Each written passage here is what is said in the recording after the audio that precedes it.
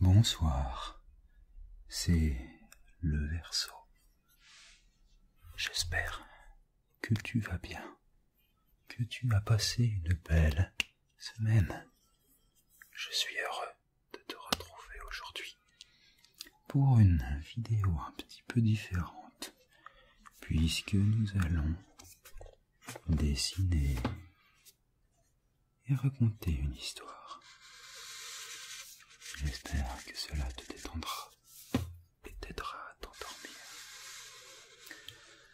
Vous trouverez la version chuchotée en anglais de ce conte sur la chaîne de Paris ASMR, qui propose des vidéos francophones, mais aussi en anglais et en allemand. Je vous la recommande chaudement. Il fait du très bon travail. Il était une fois une jolie petite maisonnette construite au milieu des montagnes. Cette petite maisonnette accueillait en son sein un homme charitable et aimant, ainsi que sa douce épouse et leur fillette d'une dizaine d'années à peine. L'enfant était un bonbon sucré, rayonnant du matin au soir, toujours le sourire au coin et l'espièglerie facile. Ses parents étaient comblés de bonheur depuis sa naissance. Pas un caprice, pas un mensonge, Élodie ne saurait leur apporter plus de joie. Un beau jour de décembre, à la veille de Noël, alors que les parents étaient partis en ville, l'enfant s'assit devant la fenêtre. Dehors, les flocons virevoltaient, légers et joyeux. Une étendue blanche et cotonneuse revêtait toutes les montagnes, descendait jusque sur les plaines, recouvrait la plus petite parcelle de verdure givrée. Le vent soufflait doucement dans les branches des grands sapins, ébouriffant leurs majestueuses épines. Élodie s'abîmait dans la contemplation de ce paysage envoûtant, rêveuse des 1000 cabrioles qu'elle pourrait y faire en retour de ses parents. Installée dans le rocking-chair de papa, blottie dans sa laine d'hiver, elle sentit lentement ses yeux se perdre dans l'immensité neigeuse. Ses paupières semblaient s'appesantir d'elles-mêmes.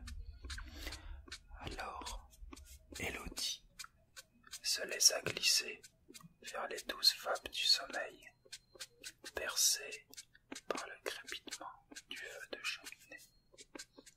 Une petite chatouille, une toute petite chatouille sur son nez la réveilla quelques heures plus tard. L'enfant bâilla aux corneilles, pleinement reposée. La luciole, qui s'était posée sur le bout de son nez, s'éleva dans les airs. Et Élodie lui fit un sourire amical. « Ne t'en va pas, lui dit-elle. Je ne voulais pas te faire peur. » La luciole semblait la comprendre. D'abord hésitante, puis finalement confiante. Elle vint se poser sur l'épaule de la fillette, qui la regardait gentiment. En s'approchant un peu, Élodie remarqua que le minuscule coléoptère paraissait perdre en luminosité de seconde en seconde. Peut-être avait-il faim. L'enfant quitta le rocking-chair pour aller à la cuisine. Maman lui avait fait un pot de confiture hier. Normalement, ce pot lui était réservé, mais elle décida d'en partager avec sa nouvelle amie. Sur la pointe des pieds, elle réussit à attraper le bocal et l'ouvrir de ses petites mains. Elle y trempa un doigt, puis l'apporta à la luciole, qui se posa faiblement dessus. La mixture sucrée fit son effet sans tarder, et l'insecte s'illuminait de mille feux à mesure que la confiture disparaissait de l'index. Une fois qu'il eut terminé, il s'adressa à sa bienfaitrice en ces termes. Merci, merci beaucoup. Je te dois la vie et celle de mes enfants. Viens avec moi, je sais comment te prouver ma gratitude. L'enfant haussa les sourcils à ces mots. Les animaux ne parlent pas.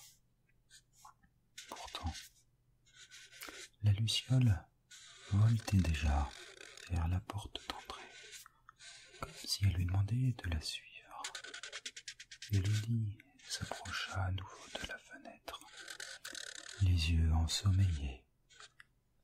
Les larmes de la nuit se frayaient déjà un chemin entre les montagnes. Ce n'était pas très raisonnable d'accepter la proposition de son ami. Les lapins s'enfouissaient au chaud dans leur terrier. Les beaux oiseaux s'entretournaient à leur nid. Il ne restait d'eux que des empreintes dans la neige et quelques graines oubliées. Papa et maman, eux, n'étaient pas encore là. L'enfant essaya de retenir enfin un soupir triste. S'il s'éternisait au village, elle n'aurait pas le temps d'aller profiter des flocons ce soir. Son regard se porta sur ses bottes et son manteau, sur lequel s'était posée la luciole dans la tente. Après tout, si elle ne faisait qu'un petit tour, ses parents ne lui en voudraient pas. La fillette décida alors de se chausser et de se préparer, puis elle tira la porte d'entrée, précédée de son ami, qui éclairait joyeusement la nuit. L'enfant ferma les paupières et fit un pas dehors, mais le froid ne la fit pas grimacer. Au contraire, il était à peine frais, juste pour être merveilleusement agréable. Il glissait sans peine le long de ses joues, de son cou, sur ses mains couvertes par les gros moufles. Alors, Élodie avança encore à travers l'étendue cotonneuse. Ses pas s'enfonçaient dans ce joli coussin blanc. Le calme des forêts était rassurant. Le ruisseau gelé miroitait sous la lumière de la luciole. Tout était magique. Tu peux m'appeler Ludivine si tu le veux bien. Et mettons-nous en route, annonça le petit insecte, pétillant à l'idée de présenter ses contrées. Sans réfléchir, la fillette se mit à la suivre. Le vent était doux, comme des milliers de feuilles de soie qui caressaient son visage. Aux pommettes rosées, la nature s'endormait paisiblement, alors qu'elle progressait sur le chemin clairsemé de poudreuse. Des petits soubresauts sur le côté attirèrent l'attention de l'enfant. « Ludivine, veux-tu bien m'éclairer, s'il te plaît ?» demanda-t-elle à la luciole en se penchant. Son ami vint l'épauler ensemble, elles découvrirent un jeune moineau, la patte prise dans ce qui semble être un monticule de racines. Précautionneusement, Élodie l'enleva de sa prison. Le pauvre était grelottant. Mais qu'allait-elle pouvoir en faire? Comme si elle devinait ses pensées, la luciole répondit. Garde-le au chaud contre toi. L'endroit où nous allons sera lui offrir une place où dormir. Intriguée, la fillette obéit, et elles poursuivirent leur ascension parmi les cols. Les minutes se transformaient en heures, sans qu'Élodie ne voie vraiment le temps passer. Éblouie par les guirlandes de givre et les parterres de perce-neige, ces fameuses belles fleurs nacrées. L'oiseau s'éveillait doucement dans ses mains, poussa même un gazouillis. L'enfant lui caressa le bout du bec, le haut de la tête duveteuse et ses jolies plumes. À bien y regarder, ses couleurs grises et bleuâtres lui rappelaient une espèce d'oiseau que lui avait montré papa un jour. Il s'agit sans doute d'un poussin épervier. Tout à ces constatations, Élodie n'avait pas remarqué qu'elles étaient arrivées à leur destination. Devant elle se dressait une clôture de bois tendre, dont la porte accueillante était grande ouverte. Ludivine la traversa, suivie de près par son ami, qui découvrait les lieux. Au fond, une cabanette, illuminée de l'intérieur, et sur le côté, portant le chemin qui y menait, de jolies boxes décorées de lampions. L'enfant pénétra dans l'un d'eux, à la demande de son ami. Un merveilleux spectacle multicolore se révéla à ses yeux.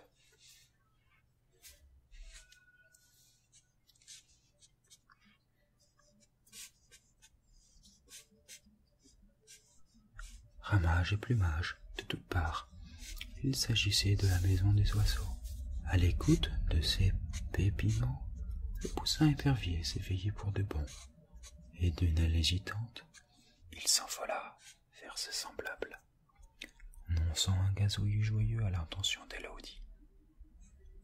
Elle lui fit un petit signe de la main, contente de le savoir entre de bonnes pattes. Précédée de Ludivine, elle passa donc entre les paons, les pans plutôt, les hérons, les pivers, les faucons, les perdrix, les tourterelles, les ibis, et mille autres aigles et chouettes. À regret, elle quitta cette première maisonnette pour entrer dans la seconde, et quelle ne fut pas sa surprise de découvrir de grandes bêtes au bois fixé sur la tête. Elle s'approcha timidement de l'un d'eux. Le cervidé mesurait 3 fois sa taille. Peut-être n'allait-il pas la voir. Pourtant, dès qu'il l'aperçut, il pencha son gros museau vers elle et se laissa cajoler par ses petites mains. Élodie appréciait la chaleur qui se dégageait régulièrement de ses naseaux. Elle a remarqué que l'œil du grand cerf contemplait avec une pointe de gourmandise un paquet derrière elle. En se retournant, elle en comprit le contenu rangé. L'enfant saisit une des carottes et la porta à l'animal, qui la remercia d'un râle satisfait. C'est alors qu'elle fit le regard envieux de ses compagnons. En souriant, elle retourna chercher le sac et vint faire une distribution à toutes les tables. « As-tu terminé? Nous sommes attendus, » murmura bientôt Ludivine. Élodie acquiesça et après une dernière caresse, reprit sa route vers la cabanette. Elle toqua 3 fois à la porte, comme on lui avait appris, et attendit patiemment. Une vieille femme bienveillante lui ouvrit. On aurait presque dit qu'elle avait déjà connaissance de sa venue. Ludivine se posa sur l'épaule de la fillette, invitée à entrer dans cette chaumière chaleureuse, remplie de délicieux parfums. L'air y était doux. Une boule de poil leva la truffe à son arrivée et s'ébroua avant de venir la saluer. On pouvait lire sur son collier le nom de la scie. L'enfant, fatigué, lui chatouilla le poitrail, glissa de ses doigts dans son pelage ivoire et caramel. Puis la grand-mère l'aida à se débarrasser de son manteau avant de la porter à un gros fauteuil où elle la couvrit d'un châle épais. Un bol de lait et quelques tranches de pain d'épices leur furent apportés par un drôle de petit bonhomme aux chaussures pointues. Élodie lui chuchota un merci, auquel il répondit par un regard jovial. La vieille femme semblait tout attendrie par cet échange. Elle reprit alors ses aiguilles et son ouvrage, puis se remit au travail, comme si la présence de la fillette était normale. Élodie contemplait de ses mains agiles qui allaient et venaient avec le fil de rouge. Que pouvait-elle être en train de tricoter? Son regard quitta un instant la gentille grand-mère pour observer une porte que l'on venait d'ouvrir. Un vieil homme à la barbe fournie en sortit. Ses pommettes se haussèrent lorsqu'il sourit à l'enfant. « As-tu fait un bon voyage ?» demanda-t-il d'une voix tranquille. La fillette, reconnaissante, hocha la tête et l'observa en silence, alors qu'il prenait du bois dans ses bras pour l'amener à la cheminée. Élodie suivait ses gestes méthodiques. Les bûches furent savamment empilées sur l'antre. Puis il y rajouta quelques branchages et craqua enfin une allumette.